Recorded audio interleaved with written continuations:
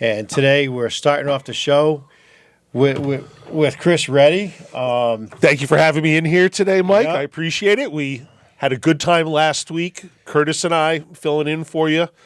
He did a great job, but we're glad to see you back here this week, steering the ship. Let's have a good show. All right, you guys did an excellent job. I almost stayed home again today. It was so great. So I hope everybody had a great Easter. I'm definitely still feeling it. You and me both. Packed it in really well. Always nice spending time with family. I had an opportunity to go over to a couple of the churches Friday on Good Friday and see some of the 14 station ceremonies they did. Good opportunity to just see the community at this time of year and be able to participate in some of these Easter festivities around Wyndham. Yeah, it's nice to see, around the holidays, how everybody does get together and, function as a unit. It kind of gives you some refreshing, hope for the future. I hear you. So what have you got going on the state level? So I do have some stuff that we can talk about here as kind of a preview for what we're going to discuss on Thursday. First, I want to remind everybody that with Mike's show Unfiltered and with Right Now on Thursdays, you can always tune in to YouTube. If you search WILI and either Unfiltered or Right Now, you can watch the in-studio video recording that we do here. And also, tomorrow is going to be the debut of Right Now on Spectrum Public Access Channel 192. Tuesdays, 6:30 p.m., Saturdays, 7 p.m. If you want to watch, again, the in-studio video recording that we do, that's coming up, so I'm very excited about that. The other thing, before we get into a couple issues that I'm excited about, is that tonight, UConn has the opportunity for a national championship in men's basketball again against Michigan. Looking forward to that. Late start at 8:50 tonight, but I am a UConn Huskies fan, and I'm looking forward to this game tonight. Should be a good game for sure. Yeah. So a couple things that I'm going to discuss on Thursday that I'm going to bring to the show, and then we'll kind of loop back around to a local issue that I'll mention a little bit about here. One of the things that I think I'm going to start off with actually was related back to last week, where I mentioned that ECS funding has remained flat. Now, we've heard from a number of towns in the area that increase in funding was really crucial to maintain services at levels that they currently are in some of these Board of Educations, in some of these school districts. And it's really disappointing that this is a $2.5 billion grant from the state government that really has not changed in pretty much 13 years now, Right. Not accounting for inflation, not accounting for unfunded mandates that the state legislature is constantly putting onto our small towns. To have them ignore how important this is to help relieve some of the property tax burden that these towns feel, I think really missed the mark on the state legislature this year. They had an opportunity during this session where we were going to supposedly just deal with budgetary issues, right? And it turned into this whole other monster. But it was really at the culmination of this where all the other committees have met and advanced their bills from the individual committees to appropriations, where all the money's decided, to see that this is the one thing that did not change at all, even with all the input. I read a really good letter from a number of not only mayors and first selectmen, but also chairman of Board of Educations in Eastern Connecticut. I want to say it was like 27 of them that wrote a letter all signed together and really did a good job of explaining what the effect is going to be on our small towns. When you look at school districts that are having to now adjust budgets because they expected some sort of relief Sure. with the CCS grant, and it didn't happen. And now, very likely, there could be layoffs. Sure. Very likely, there could be services that are continuing to be cut. I mean, this is happening over and over again because we're not getting the appropriate funding that we should get from the state. And that's a big thing. I mean, you take a look at these smaller towns with the municipal budgets. Wyndham is hit really hard with the Board of Ed because of all the unfunded mandates and everything that's thrown in. And as time goes on, we talk about union contracts. We talk about all this stuff that just gets bigger and bigger. But these unfunded mandates do the exact same thing, and there's no money put in. And I really thought that this would be something that would have been discussed, being the short session that it was, and it was supposed to be meant just for budgetary concerns. And there were so many power grabs, and we talked about so many of them. Yeah, we way off the rails, way off of what we're looking for, and that's why again I keep harping on this, and to get as many people out there and listening as much as possible, what's going on, and a change has got to be made. Well, that's what you're doing here, Mike, is getting out here every single week and talking about things that are happening in your local community. And that's exactly what we need to do, is to impress upon people the importance of this. Right. Like you said, we're coming up to a midterm election cycle. You want to try and guess what the percentage turnout is for voters in Connecticut in a midterm election? I don't know what it totally in Connecticut. I know it's really been disappointing in Wyndham. I mean, you're always under that. If you could get to 20%, it would be a miracle. It is higher than that, actually. Referendums generally Right. are very low turnout. 2022, when I looked at it, the midterm election cycle, statewide, we were at about 46%. I think it was like around 46.8%. I wish Wyndham would Still get low. there. Yeah, still lower than what we need to really make significant change. Yep. And you're right. If we looked at town by town, we probably would see some differences there, especially here in eastern Connecticut. I think that we could probably say that those numbers are lower for some of the towns around here than that average. But that's important because these, as we've said many times before, are the elections that are going to have the greatest impact on your household budget, your expenses, your cost of living in Connecticut, all these factors that we have seen going up and up and up for the past few years: electrical bills, insurance rates, fuel costs, home heating oil, propane, natural gas, all of that. Many of these factors that have created the unaffordability issue in Connecticut are because of the legislature. Sure. And we're going to have the opportunity in just under 7 months now to make something happen. So that's why it's important that we continue this type of messaging out there. So this brings up a good point that relates to what we were just talking about. And I want to kind of take people back through what has not only happened over the past decade specifically, but generally the unaffordability issues that have been on the rise for really 20 to 30 years as we've been under one party majority control. There's been little times where, short periods of time where we have had a Republican governor, or we've had closer to equal representation in both the Senate and the House in Hartford. That has not been the case recently. No. And when we look at some of the, I'm going to say, legislation that has been passed because they know that there is no opposition. Yeah.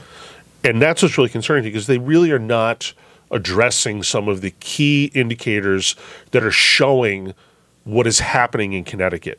If we go back and look at some of the really well-known companies in Connecticut that have left, I started just going through and generating some of these ones that I can think of. One that happened just a couple of months ago was Stanley Black & Decker. You look at that whole area around New Britain and Bristol, into Farmington, and that was a huge employer in that area. I knew a bunch of people that worked for that company. Gone. GE's moved out. A lot of our technology companies, United Technologies, Raytheon, Otis Elevator, right in Bristol, gone. Okay. You look at some of the other key technology contributors. One of the old ones, my dad started off working at Pitney Bowes in Stamford. Mm-hmm. They were a huge employer in Fairfield County, gone from Connecticut. Some of the other ones, Xerox, Duracell, Carrier, Lego. Believe it or not, Lego's North America headquarters, up there near Bradley International Airport, all gone. Look at some of the pharmaceutical companies. We were a pharmaceutical hub for a while, and now Bayer, Bristol Myers Squibb, Pfizer, Alexion Pharmaceuticals, all leaving. Eastern Connecticut, Rogers Corp. Think about all the people that Rogers Corp employed in Eastern Connecticut. Look at financial institutions. People's Bank, one that just left here in the Stop and Shop. United Bank Scotland, UBS, right? GE Capital. These are all huge employers that have recognized the unaffordability of Connecticut and the poor business environment that we provide. We can even take it a step further and look at all the sports teams that have left. Let's go back to the Whalers.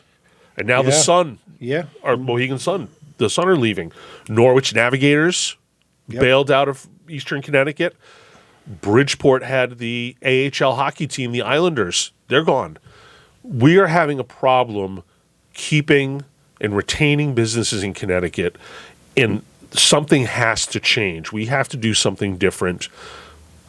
When you go from a situation where you have a huge number of private sector employers that leave, and at the same time we are growing the state government, increasing the number of state employees, that is a burden that is now put onto all the taxpayers. Sure. And when we look at how we are in a currently growing state government. Again, if we look at the past 10 years, the state government in employee size alone has gone up almost 60%. Wow. You look at the liability to the taxpayer from current employment costs of a state employee, and then all of the future liability that comes from now having to support a pension on taxpayers rather than on a private sector employer providing retirement benefits. Mm-hmm. It's gone up from the liability for state employees retired has gone up in the past 10 years from $1.6 billion per year to $2.5 billion per year for taxpayers. Wow. Now you have to consider our state budget. Our state budget is only about $7.5 billion. Mm-hmm. So you're looking at a very substantial portion. 25 to 30% of the state budget is taken up to this liability that we owe to our state employees. Right. There are many, many state employees that do a great job. But at some point, we have to have this difficult conversation where we discuss the fact that about 4% of the population of the state who are state employees or people who are retired on a state pension are utilizing about 25% of our state budget. Right, and you know that's a big thing. And just to remind everybody, we are taking calls at 860-456-1400. I believe it's 456. Yeah. Yes, 1400. 860-456-1400. So if you want to call in, but you know you're right, and we take and we forget, and a lot of people, you know, you see all the Facebook posts, all the social media stuff about you know, the big rich companies, and you know, and we look at that in the wrong way, because yes, they are big companies. They are, rich people, but they're employers. Correct. And that's what we have to look at them as employers, and they're taxpayers, because when they're here, the more money they make, the more people they have, the bigger taxes they pay to the state. Yeah, they contribute. Yeah. And that takes away, the burden from your average everyday Joe like you and I, who are paying our taxes as we go. And as you said, that the taxes are just they're out of control. They're going to raise. Yep. There's no other possible scenario right now than raising taxes, unless you change the way we do business. Right. I mean, what does Connecticut have to offer a business coming in to open up, and welcome these businesses to Connecticut? Surely not enough when they have 48 other choices, Right. Like they have plenty of places to look that are offering a better opportunity for not only the business themselves, but also all their employees. Sure. I mean, no business is looking at Connecticut and saying, that's the spot where I'm going to be able to employ 1,000 people and they're going to be able to afford a good living. It's very difficult to find that in this type of an environment in Connecticut. I mean, right now we know that we've got a failing infrastructure. Our highway system is just there is nothing. Our rail system. What do we have? Everything is failing, and there's nobody in these in our legislature that's looking at our future. Where it seems like right now what we're doing is we're playing a game, and we're setting up a chess game for next year, or the next term, next election, in case something comes up, so one party can maintain control. We're looking at changing rules, changing statutes to prevent expansion of or another party getting elected. Yeah. That's the struggle that we're in these days. And Connecticut is going to have to make that choice. Right. And hopefully, after 2024, when some of the costs really hit that point that people were getting upset, and I'm talking about your electrical bills. Right. We finally saw that public benefits charge, and everybody's like, whoa, hold on a second here. If these things are things that bother you, if these things are things that you feel make Connecticut unaffordable, then it's time for anyone who opposes this to make sure that they're getting out and voting. Pay attention to what candidates are truly going to look at the cost of Connecticut and do something about it. Sure. Like, we can't just keep kicking the can down the road and leaving it for another time. There is,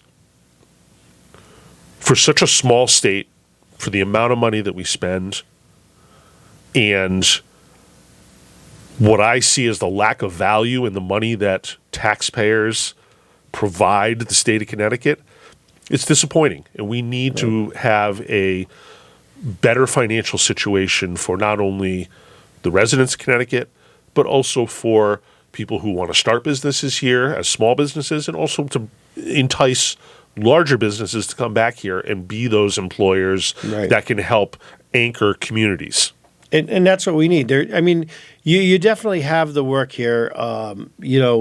As a blue collar person, I look around and I see businesses, smaller businesses popping up, but the failure rate is so high.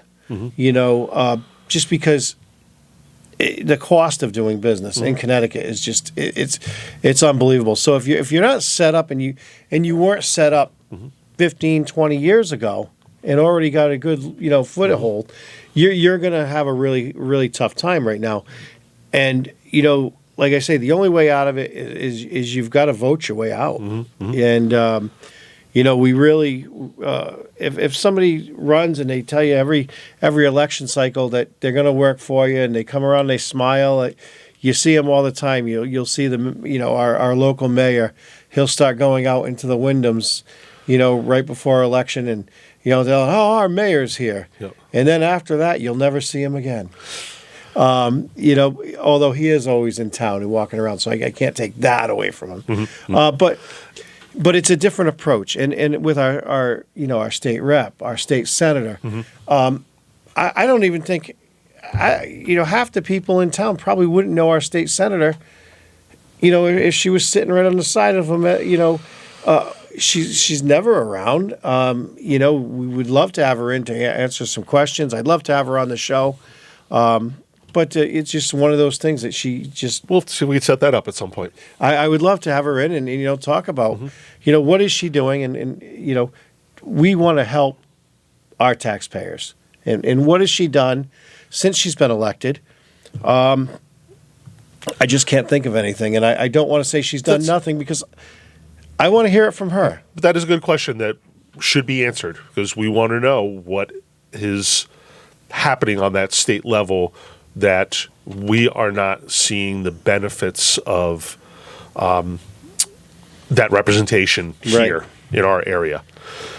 We have just a couple minutes left right before the bottom of the hour there. I do want to thank Wyndham Industries, building strong foundations for tomorrow, one of our sponsors of both Unfiltered and also right now on Thursdays. I'm going to say that on the second half, one of the things that I want people to come back and be sure to listen to is in regard to something we discussed a couple weeks ago on Right Now, and it was some of the bills that have to do with gun control measures in Connecticut. Because I can tell you that the past week has been a pretty dangerous one in Connecticut. Right. So there's a little teaser for the second half of the show here for you, Mike. And the only hope and the little flash that I'm seeing was, I really was happy to see the outcome in Coventry. There was an issue out there, and people came out. But that's really what we need. We need people to come out and pay attention to this stuff that's going on and come back for our second half because it's going to be great. And you're going to be able to call in and ask us questions, talk to us about what's going on.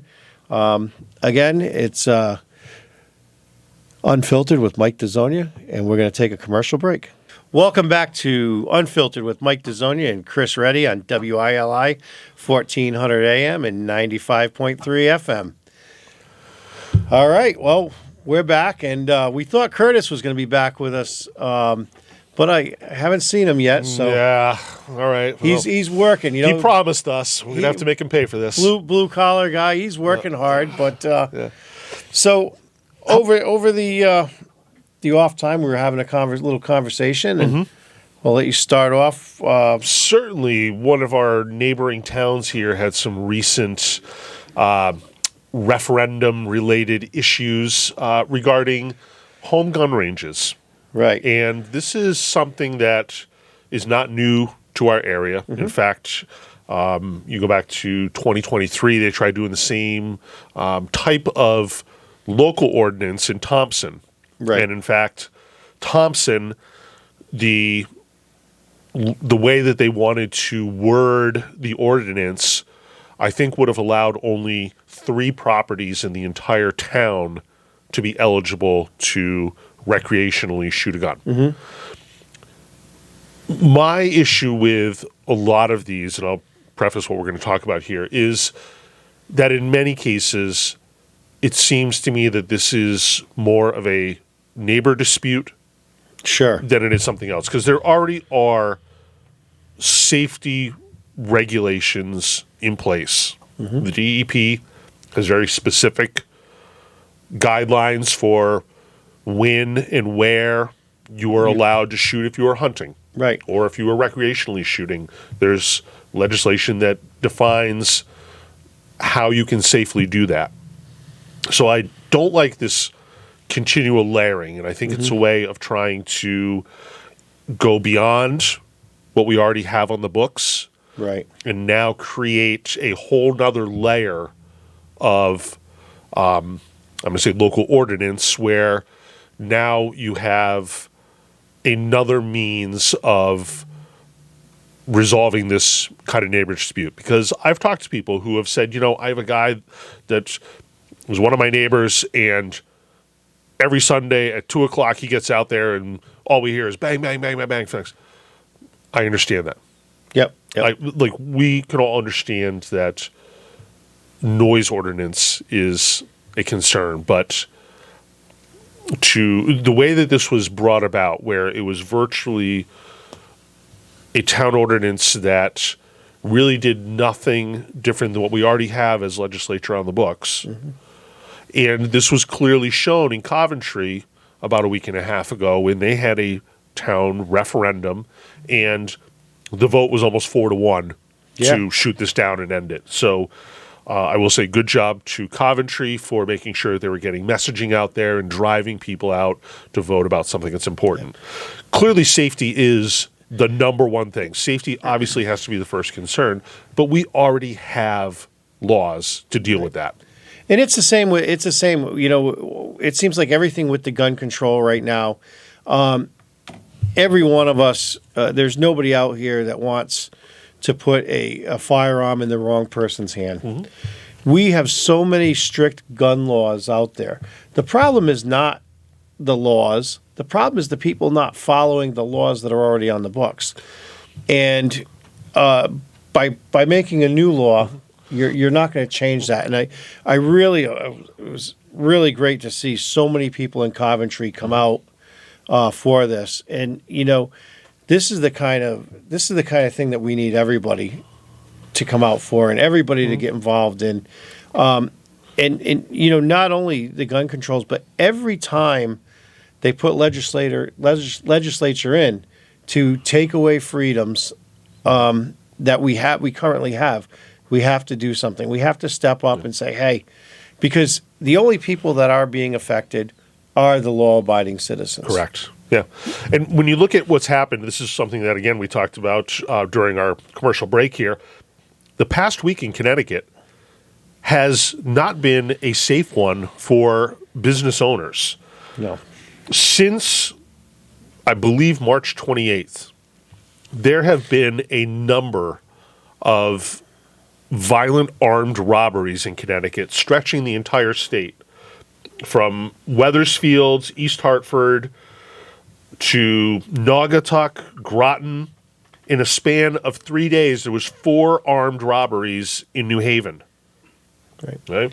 One of these robberies in East Haven, 2 guys came into a convenience store, one with a pistol, one with an AK-47, jumped to the counter and robbed the place. Right. So clearly criminals are still getting the guns, and clearly they don't care about the laws, no matter how many of these ridiculous laws are passed. And that's the thing. You look at the laws, and I see our Attorney General getting on his pulpit all the time about limiting different kind of guns. Well, as far as I know, there are laws on the books for robbing stores with a handgun, robbing stores with an AK-47, or a machete, for that matter.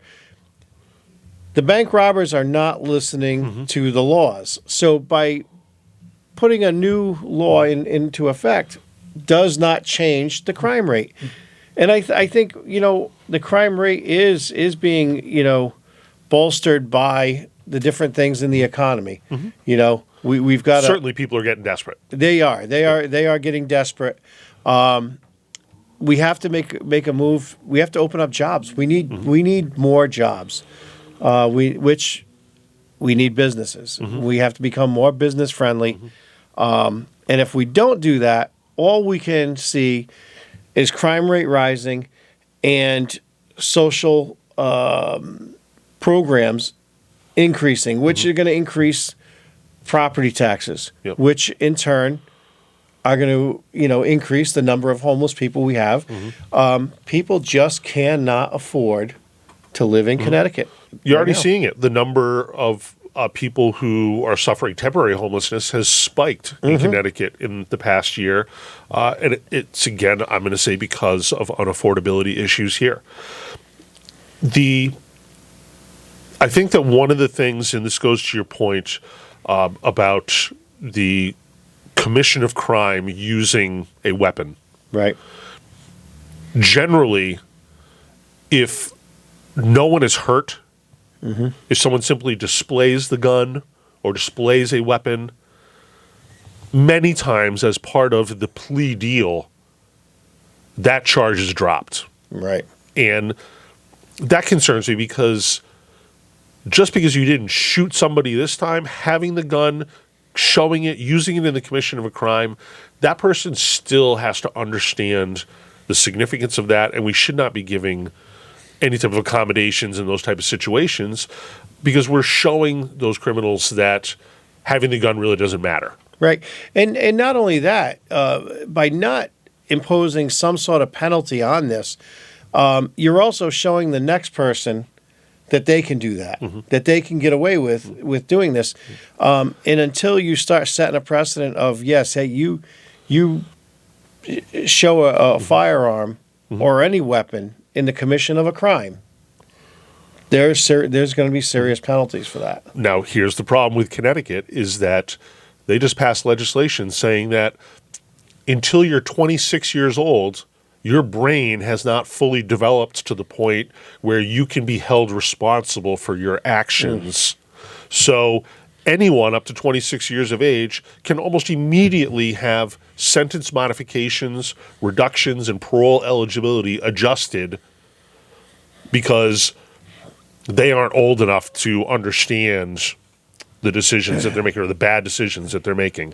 So we really are setting a poor precedent for prosecuting crime and a very bad look for public safety with these types of policies. We've got to really sit back, everybody, and really think about this. So, what you just said. In Connecticut, at 26 years old, that's where the mind is developed enough to make a decision. And even that, play with. They play with that back and forth. But now you go back to something else that just recently happened to me. My wife's been going out of state for dealing with an issue. So I'm home with the kids, and everybody knows I have 3 kids at home. One of them we had to bring to the doctors. And I could not see her chart until she gave me permission. Now we're talking a 13-year-old kid. Now the 13-year-old child has the ability to stop her parent from looking at her chart and making medical decisions that could affect her life. Certainly. But yet, that same politician that put that in place says a 26-year-old shouldn't be held responsible. What are we thinking? Where are we going with this? And what is this? Has this stuff been happening since we've opened up the cannabis stores in Connecticut? What's happening? Because something's off here. Something is off. We're letting, we're saying an 18-year-old, a 17-and-a-half-year-old can join the military and fight for their country, but they're not in an adult mindset yet. I mean, come on. What's our politicians, And at the same thing, I'm one of those, and in being a conservative, you probably won't agree with me on this, but if you're looking at it as an 18-year-old can join the military and the service, why can't that 18-year-old sit down and have a beer?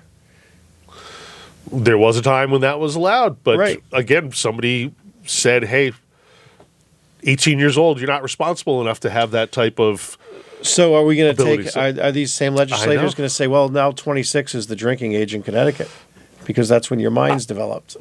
We're going to have to see where it goes because certainly we're heading in that direction. Right? So we have a couple of other things that I want to mention locally that are going on here. And this was one that I just read actually quite a bit about in the past few days over the weekend. And I'm not sure if you're aware, but on Spring Hill in Mansfield, across at the top of 195, pretty much across the street from the Mansfield Fire Department, that's at the top of 195 before you come into campus and Mansfield Town Hall, is East Road. Okay. East Road housed a conifer collection.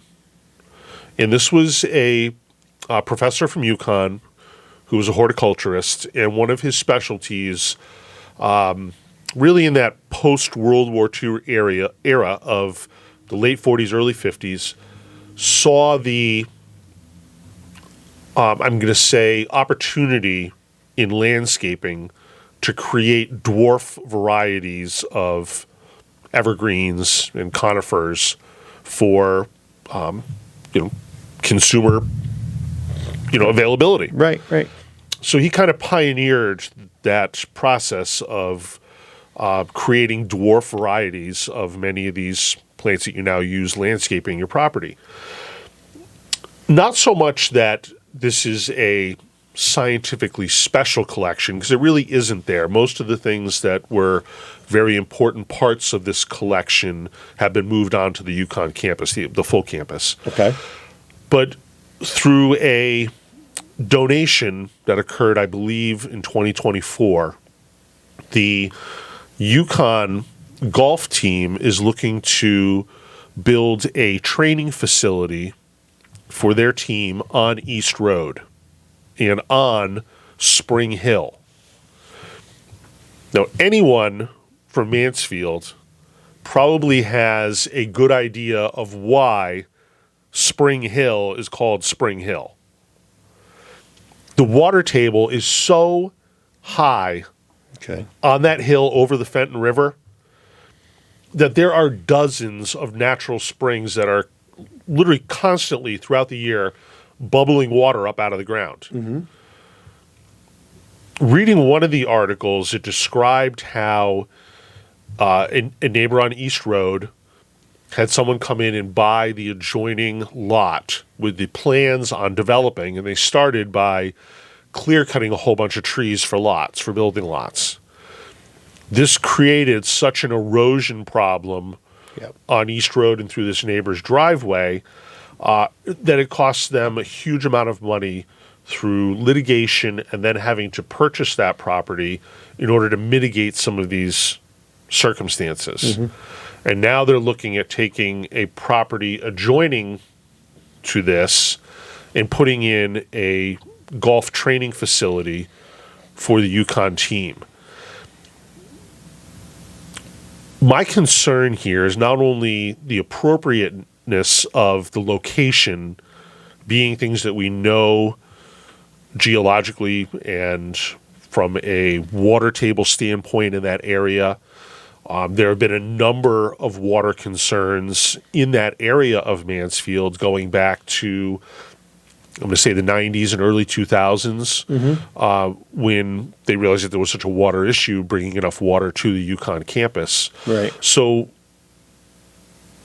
my concern is that when the property is owned by UConn, the residents of Mansfield have really very little that they are going to be able to do if they see that this is something that they're concerned about. Right. If they, for some of these neighbors who have already experienced these issues, it's kind of a no-brainer. They're like, look, we just went through this. Mm-hmm. We just had these problems, and now we're going to clear-cut acres for a potential golf facility, and I don't think that there's any opportunity for the town of Mansfield residents to do a whole lot to speak up against this. Right. So that's always a concern to me. I also have a concern that UConn is very quickly taking over more and more of Mansfield for their own use, and being a host to a university makes Mansfield very unique. I could go into many different aspects of how I feel about that, but it's another concern that it leaves the residents of Mansfield, again, in a situation where they're like, hey, we have some real concerns here, but there's no way for us to voice that this is a bad idea. And right now, who do they have to go to? There's nobody for a citizen in Mansfield to go to. You really have almost no choice whatsoever, since it's the University of Connecticut, because you're fighting the state of Connecticut. Right, and you know, and I don't even think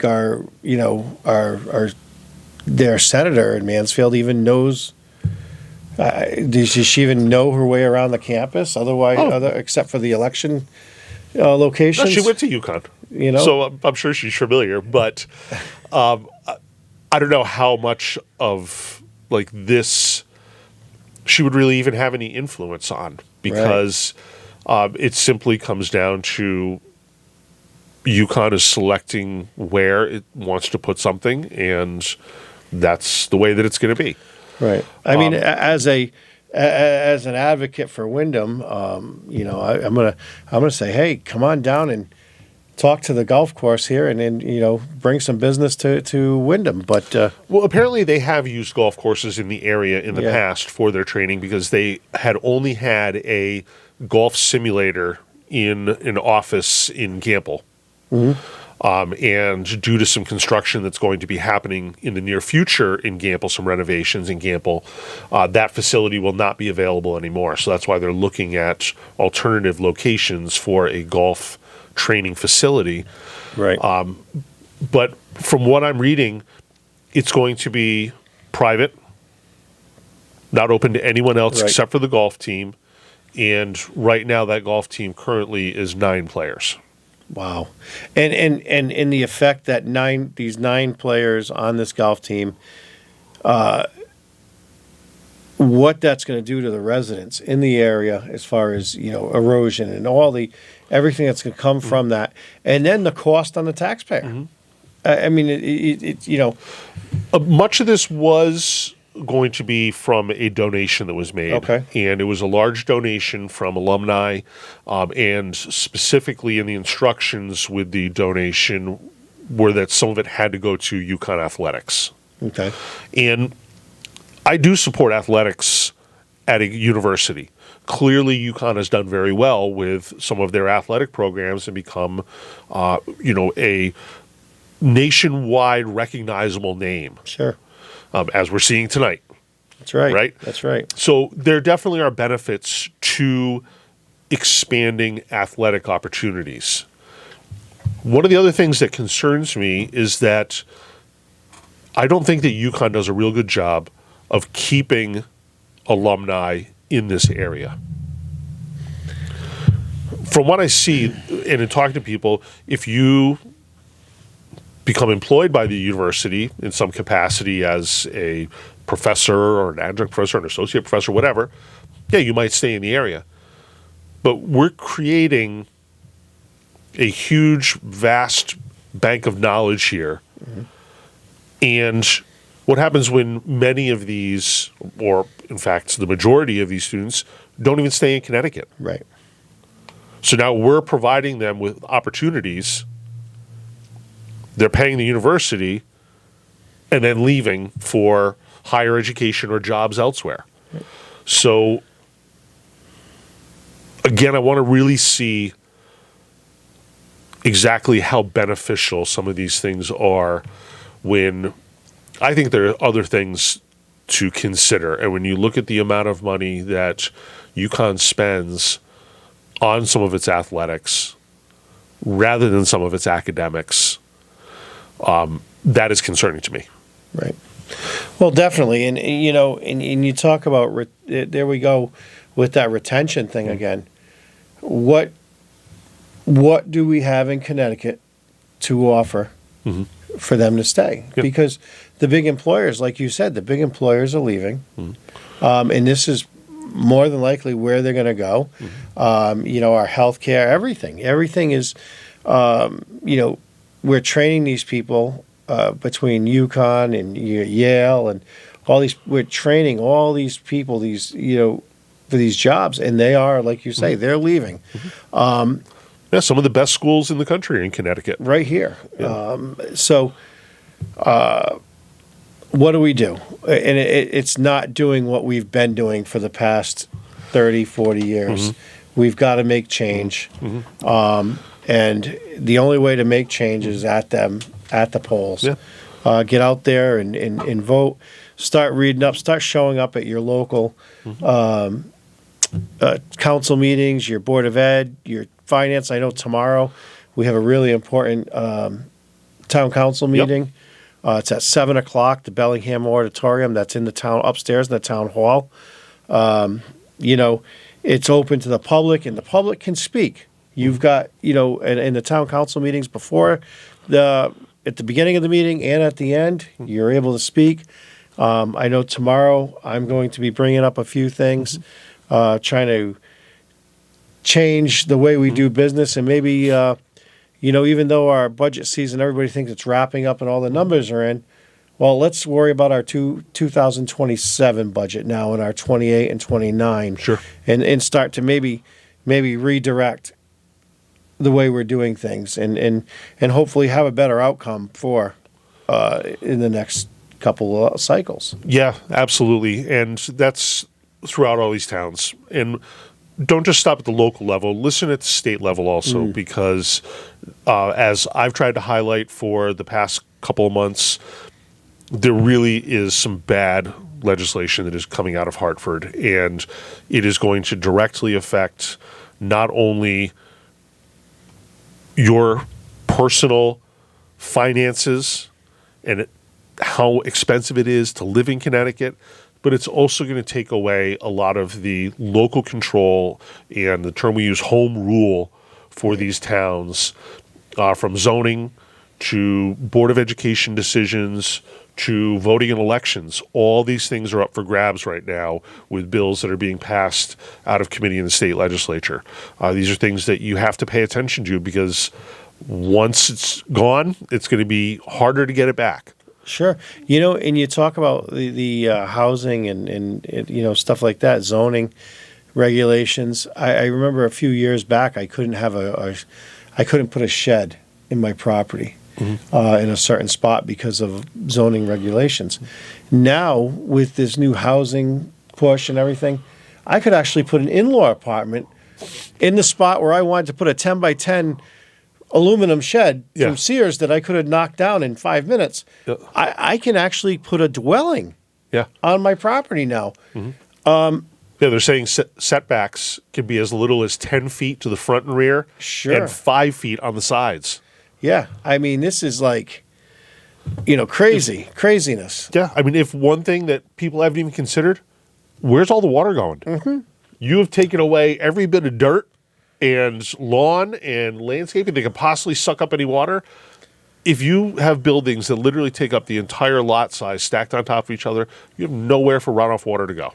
No, and you know, and anybody knows who lives in the Wyndhams, you know, there's already water issues there. We had a lot of, you know, basement flooding. We've had a lot of things. We've got a sewer department that, you know, gets overtaxed during, you know, high rain activities. So let's start looking at this in the infrastructure. Can the infrastructure handle that? That's why I had talked about I went to the last sewer meeting a couple weeks ago, and I had asked that question. With all these developments, these new buildings coming in, do we have the infrastructure down Main Street to handle that? Did you get an answer? Not the one I liked. But, you know, there again, there's so many things out there, and we have people working hard, but these rules coming in, these mandates from Hartford. Yep, and that you actually bring up a very, very important point about this. Part of that housing bill specifically says infrastructure currently in place or planned. Right. And like I said before, no developer is going to come in and pay the town of Wyndham or the town of Brooklyn or the town of Putnam to extend sewer and water and gas lines. That's going to be on the taxpayers, but they're going to be able to put their development in there. That's right. And you're going to pay for it. And they're going to pay for it because that's going to be another one of those unfunded mandates. So, you know, really pay attention, everyone. Show up for these council meetings. And remember, Thursday, 3 o'clock, Chris Reddy will be on the air, and he's always got some great information for you. We'll have some guests coming up, too. We were talking about that. I think it's Yeah. time to start getting some guests coming in for the upcoming election cycle and the midterms here in November. We're under 7 months away, so we'll be working on that for both shows coming up in the next several episodes. Exactly. That'll be a good plan for us. We'll have all these people coming on that are going to be running for office. And if you ever want to come on the show, give us a call and let us know. You know, listen Yeah, to we're what you happy have to to talk to say, you. and we'll talk to you. And if we can get you on, we'll get you on. But it's been great. Another great show here on WILI 1400 AM, 95.3 FM. And we're going to sign off for this week and see you on Monday.